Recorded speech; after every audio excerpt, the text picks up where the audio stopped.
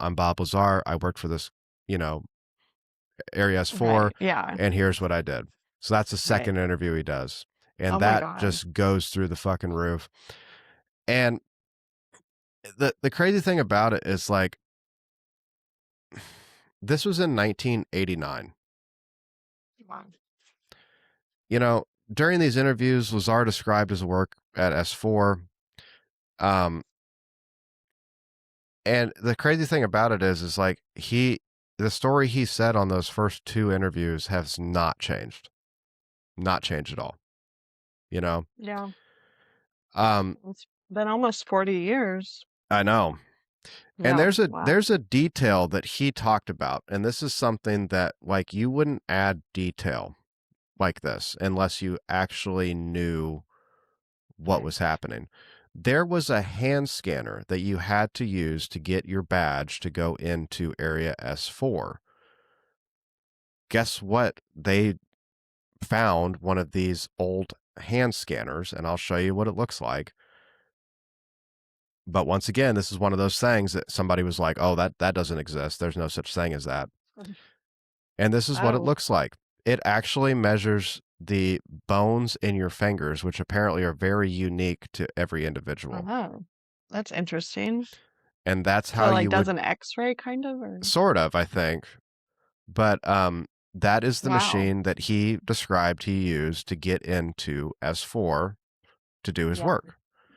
Now, once again, that's not something you would just like, you couldn't just make that up, Wow. Yeah. you know?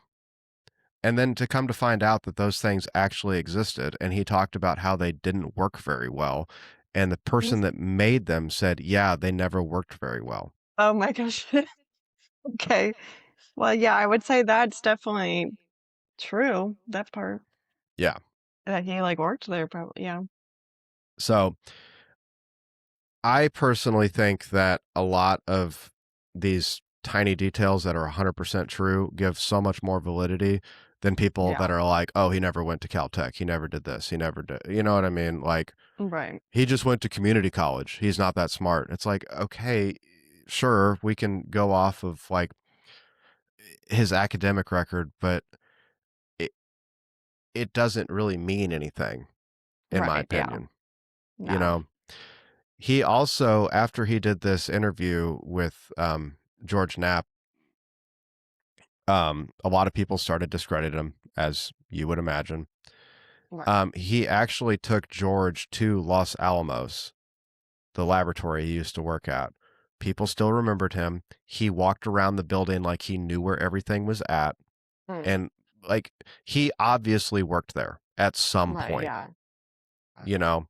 It wasn't like a, hey, who the hell is this weirdo with this investigative journalist? You know what I mean?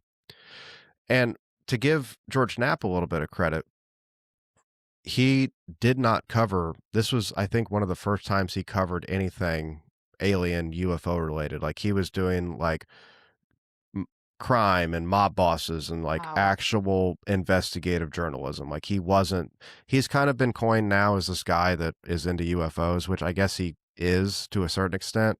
Because, I mean, how can you not be after you hear something like that? Yeah. But um, this wasn't his MO, so to speak. Mhm.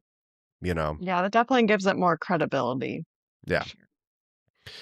Um, after his employment was abruptly ended, this aftermath and like blow up of his life was almost immediate. Um, he became a central figure in UFO disclosure, appearing in interviews, documentaries, media coverage. The story spread across the world pretty fucking quick. Um, Unfortunately, his life became increasingly more controversial. He faced legal issues.